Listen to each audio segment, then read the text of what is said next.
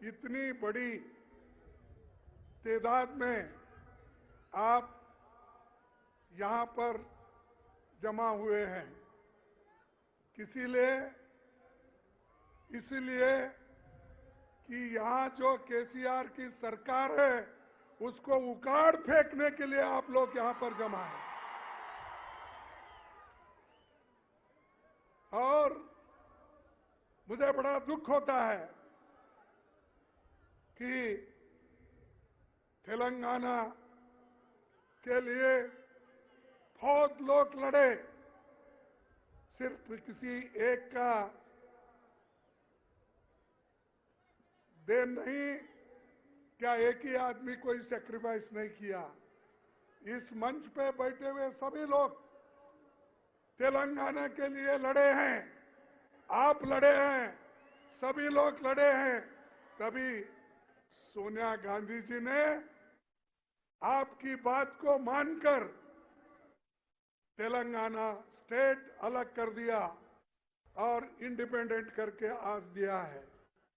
लेकिन चंद लोग ये समझते हैं कि तेलंगाना उनके वजह से ही आया है। अरे तेलंगाना जो बना जनता के वजह से बना, आपके वजह से बना, कांग्रेस के नेताओं के वजह से बना। तो उनकी पार्टी कहां थी उस वक्त? क्या उतनी शक्ति थी? क्या सेंट्रल गवर्नमेंट में उनका पावर था? हमने उसको शक्ति दी। सोनिया गांधी जी ने कोशिश करके उन्होंने तेलंगाना दिलाया। लेकिन अफसोस की बात है, जिस ढंग से हमको मदद मिलना चाहिए था तेलंगाना से, वो नहीं मिला। लेकिन एक आदमी इतना क्रेडिट ले रहा है कि सब कुछ उन्होंने किया, यहां तक कि जितना तेलंगाना का एरिया है वो मेरा ही है समझ रहे हो, खुद का ही है, ये समझ के सब हर जगह जाके यही बात करते हैं। जिस आदमी को खुद सोनिया गांधी जी घर में बुलाकर ये लोग उनसे मिल के फोटो निकाल लिए और फोटो निकाल के उनको धन्यवाद बोले, लेकिन चंद जनपद से बाहर निकलते ही बदल गए। तो ये कभी कभी मुझे हमेशा ऐसा याद आता है, जितना कांग्रेस पार्टी ने तेलंगाना को दिया वो सब आज भूल रहे हैं और एक व्यक्ति का नाम बोल रहे हैं कि उसने सब कुछ किया। और जो वायदा उन्होंने किया केसीआर ने, वो वायदा तो पूरा निभाया नहीं। इसीलिए तो अभी रेवंत रेड्डी ने 12 पॉइंट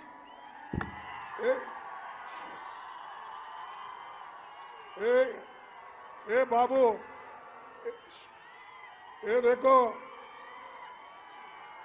चुप बैठो, सब थोड़ा चुप बैठो। देखो, जो सुनना है सुनो, नहीं तो बाहर जाओ उधर। सुनने के लिए आए क्या पुकारने के लिए आए?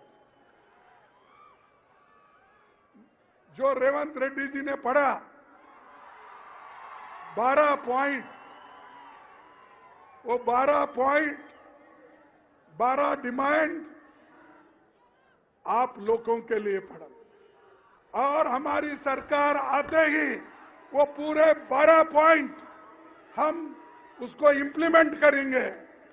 और हमारी सरकार आते ही पहले कैबिनेट में ये 12 पॉइंट उन्होंने जो कहा उसको इंप्लीमेंट करेंगे। वो 12 पॉइंट के लिए आप लोग तैयार है ना? अरे इतना बड़ा कंसेशन कांग्रेस पार्टी आपको दे रही है। आने वाले चुनाव में अगर हमारी सत्ता आएगी ही, अगर नहीं मगर नहीं, जरूर आएगी। आते ही हम लोग आपको जो वायदा हम यहां से कर रहे हैं वो करके दिखाएंगे। इसीलिए भाइयों, हम कर्नाटक में 5 वायदे किए थे। 5 वायदे करके हमने उसको अभी अमल बजावनी दे रहे हैं, उसको अमल में ला रहे हैं। और जो कांग्रेस कहती है वो करके दिखाती है। अब हमारे 5 वहां पर जो प्रॉमिसेस थे वो एक एक करके हम उसको निभा रहे हैं। 30 तारीख को मैसूर में राहुल गांधी जी, मैं जाके वहां पर जो तीसरा हमारे जो गृह लक्ष्मी का है वो हम वहां पर जाकर वो वायदा निभाने के लिए हम वहां जा रहे हैं। तो ये सोनिया गांधी जी और राहुल गांधी जी जो कुछ कहते हैं वो करके दिखाते हैं। और राहुल गांधी जी जो कन्याकुमारी से लेकर कश्मीर तक 4000 किलोमीटर उन्होंने चला। ये कांग्रेस की मजबूती है। आज फिर वो लद्दाख में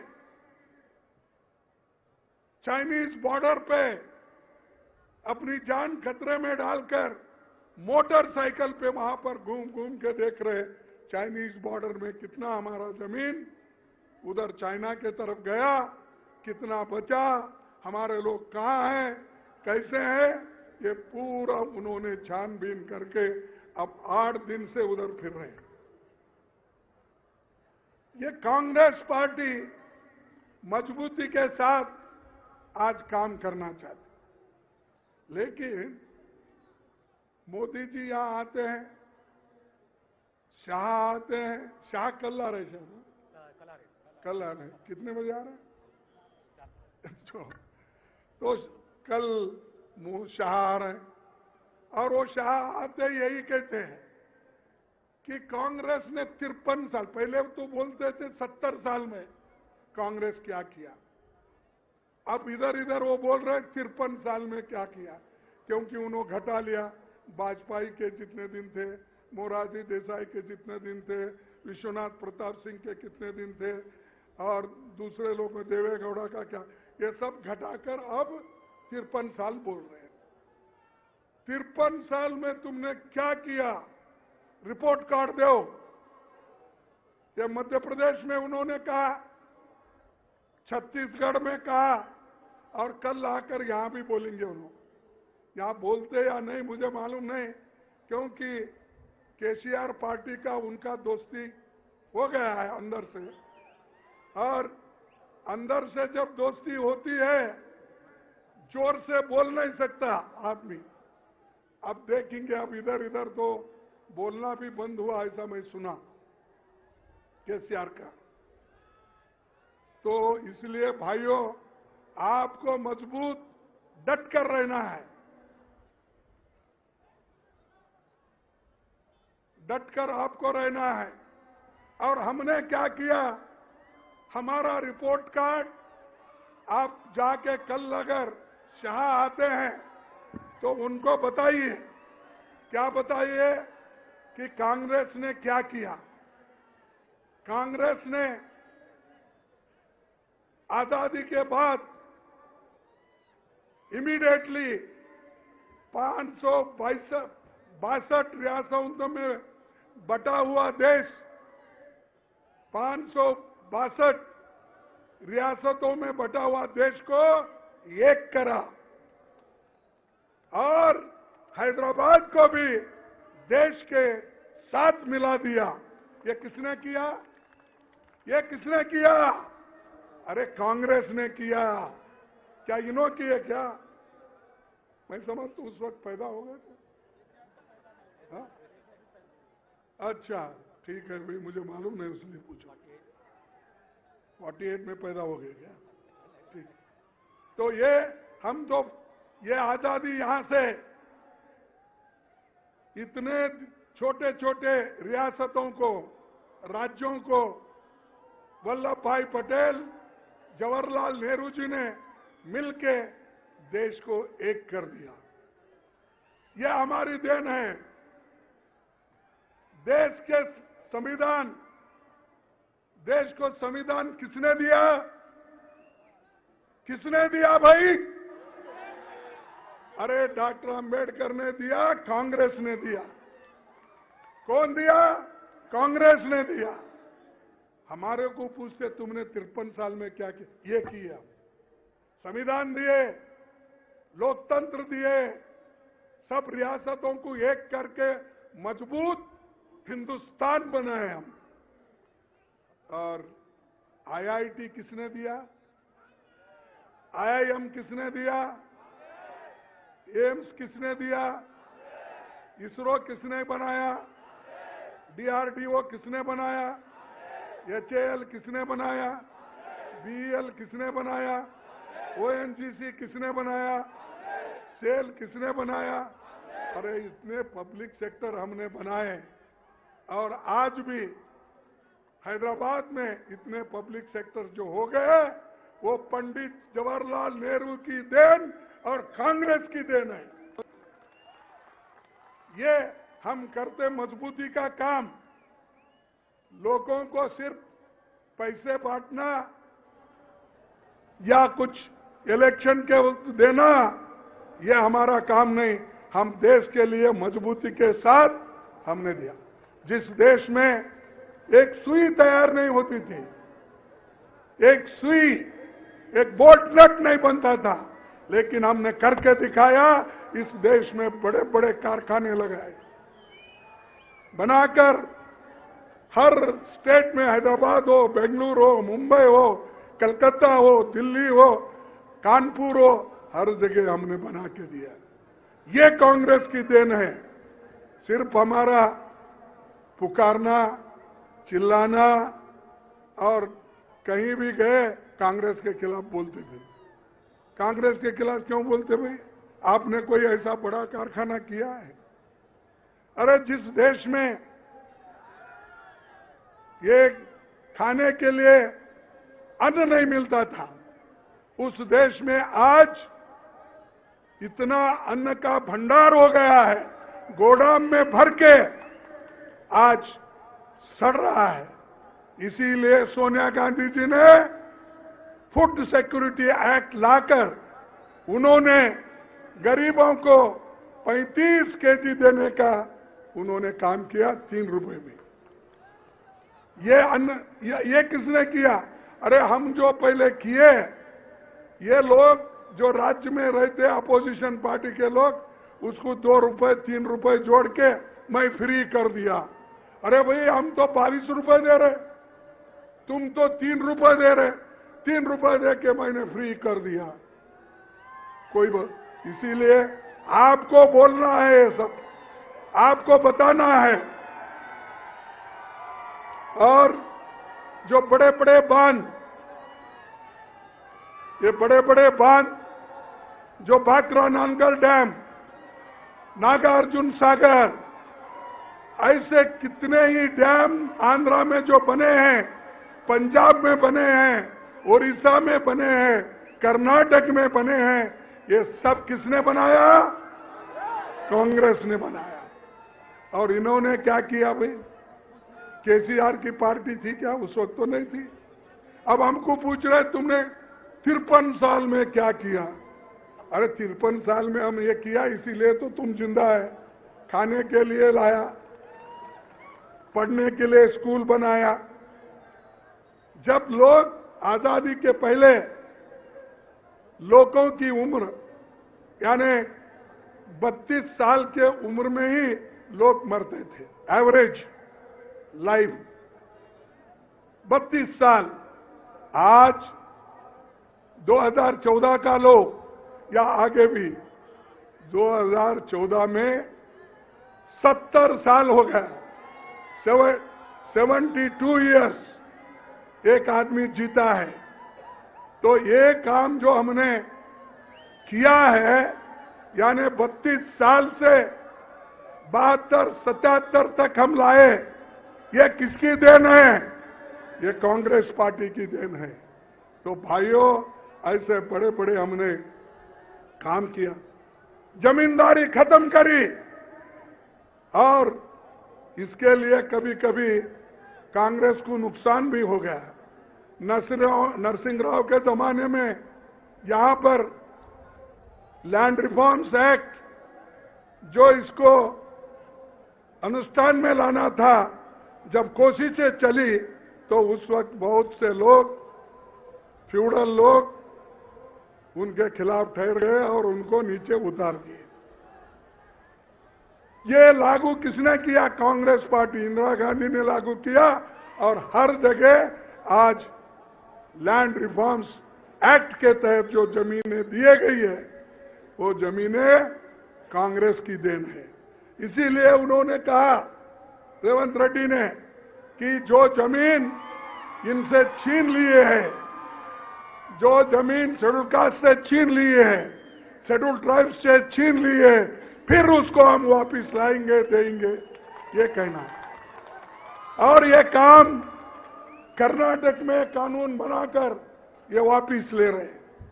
वो कानून बनाए हैं, जो जो गलत ढंग से जमीन लिया गया और फंसाया गया, तो वो उन्होंने कर्नाटक सरकार में कानून बनाकर इसको वापिस लेकर फिर उनको देने का आज काम वहां पर कर रहे हैं। तो ये काम हम बुनियादी काम किए, और आज जो छोटे मोटे काम कर रहे हैं, वो सब ये समझ रहे कि पूरा उन्होंने किया, देश उन्होंने ही बनाया, और लोगों को सुख, शांति, समृद्धि उन्होंने ही लाई। बैंकों का राष्ट्रीयकरण किसने किया? अरे लोग बोलते भाई केसीआर किया, तुम कांग्रेस बोल रहे। कांग्रेस किया। बैंकों का राष्ट्रीयकरण इंदिरा गांधी जी ने किया। इन्होंने क्या किए? अरे आज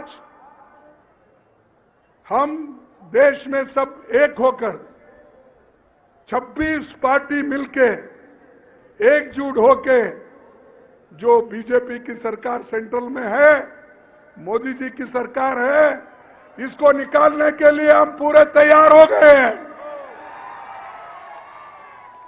लेकिन ये तुम्हारे तेलंगाना वाले लोग, केसीआर एक मीटिंग को नहीं आए, और कभी ये भी नहीं पूछे कि भाई मोदी को हटाने के लिए, बीजेपी को हटाने के लिए हम सब सेक्युलर पार्टी एक होंगे, कभी नहीं कहा। यहां तो सेक्युलर पार्टी बोलते हो, लेकिन वहां बीजेपी के साथ अंदर अंदर से साठगांठ करते हो।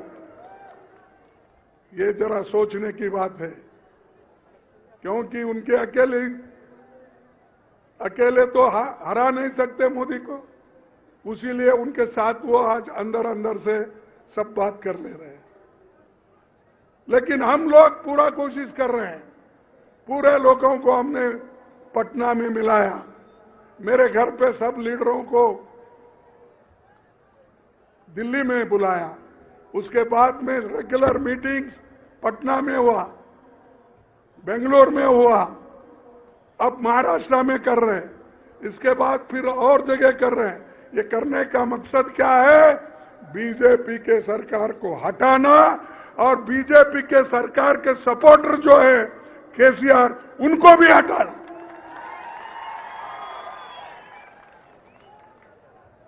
और इंदिरा गांधी जी ने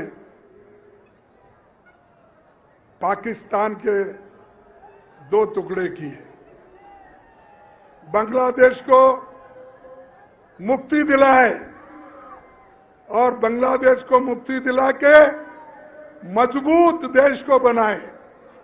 ये किसने बनाया? कांग्रेस के सरकार ने बनाया।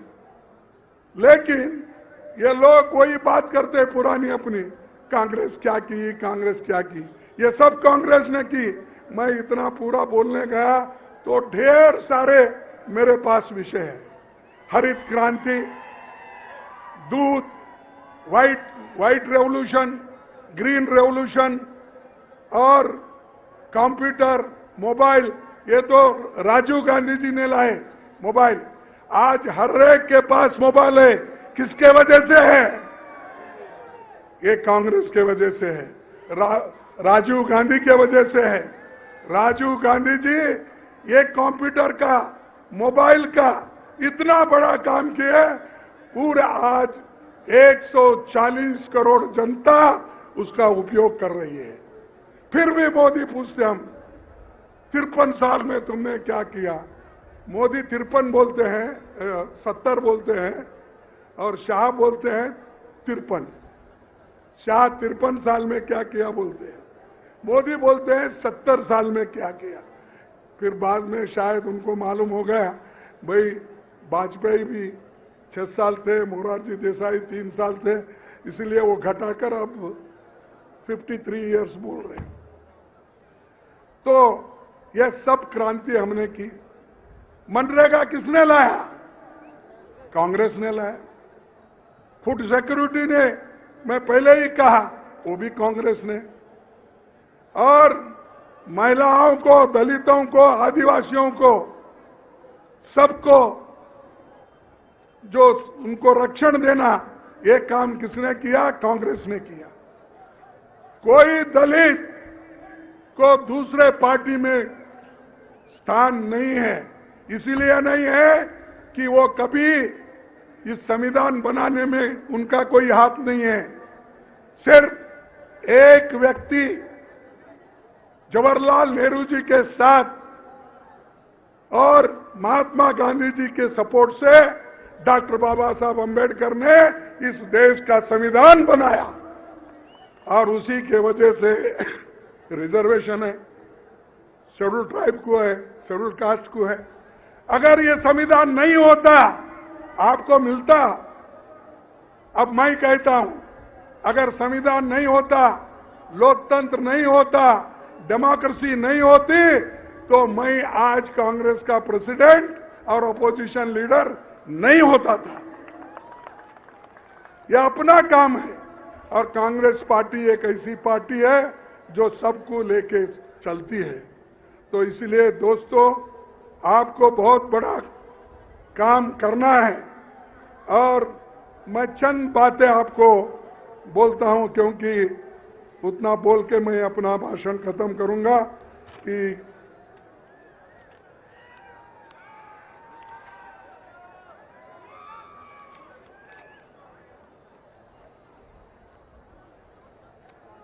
मेरे को बार बार पूछते हैं इस देश में कांग्रेस तरक्की नहीं की। वो एक आपके नोटिस खुलाता हूं, 1947 के पहले पढ़े लिखे लोग, लिटरेसी रेट क्या थी? सिर्फ 18% थी और 13-14 तक 74% पढ़े लिखे लोगों को हमने तैयार किया। उसमें मोदी भी आए, शाह भी आए, केसीआर भी आए, सब आए। ये 74% में, क्योंकि 18% में तो नहीं आते, वो तो आजादी के पहले का है आंकड़ा। इसमें हमने ये सब लोगों को पढ़ाया, लिखाया, बड़ा होने के बाद वो हमारे सर पे हाथ रख रहे हैं। और मोदी जी कहते हैं कि मैं बहुत सबको, क्या है बोलते वो हमेशा, वो बोलते हैं कि हम देश को मजबूत बनाएंगे और मैंने जो काम किया हूं बड़ा सबको सुख और शांति मिलेगी, ये कहते थे। सबसे ज्यादा बच्चे अगर कहीं मरते हैं तो वो गुजरात में मरते हैं। मैं आपको एक ही उदाहरण देता हूं, 1000 बच्चे अगर इस देश में पैदा हो गए तो पहले 47 के पहले 165 लोग मरते थे, बच्चे मरते थे। और हम जो 53 साल में काम किए तो उसका रेट हो गया 1000 को 30 लोग। यानी इतना 165 कहा, 30 लोग कहा। तो ये जो बच्चों को पालने का, पोसने का, उनको हेल्थ देखने का, मिड डे मील का, ये किसने किया? हमने किया। आज हमको पूछते हैं 53 साल का रिपोर्ट दो, ये लो रिपोर्ट है मेरे पास। उसके बाद लेडीज, जो महिलाएं पढ़ती थी, 7% महिलाओं लिखे पढ़े होते थे। क्या रेणुका चौधरी जी नहीं है क्या? भाग गए? चलो हो गए, जाने दो। तो फीमेल लिटरेसी क्या था? 7% था। आज हमारे जमाने में जब छोड़ के आने तक 2014 तक 65% महिलाएं पढ़ी लिखी है। और शेड्यूल कास्ट के लोग, उनका लिटरेसी रेट क्या था? आजादी के पहले 10% था और आज 69%, यानी 14 तक की बात कर रहा हूं, 69% लोग पढ़े लिखे हो गए। ये किसकी देन है? ये कांग्रेस की है। ये सब रिपोर्ट मेरे पास है। एसटी 8.53 आजादी के पहले, अब 60% है। तो ये काम इससे भी ज्यादा हमने किया। ये पूरा रिपोर्ट है। अगर रेवंत रेड्डी जी को टाइम मिला तो ये सबको नहीं मिला, ये सबको आप बताना होगा कितने लोग पहले मरते थे, कितने रहते थे। इसमें हमारा पूरा प्राइमरी स्कूल कितने थे, हाई स्कूल कितने थे, कॉलेज कितने थे, और पहले किसानों को दाम कितना मिलता था, हम आने के बाद कितना, एनडीए का कितना, हमारे यूपीए का कितना, ये पूरा है। आप अच्छा पढ़ो, जाकर केसीआर को बोलो।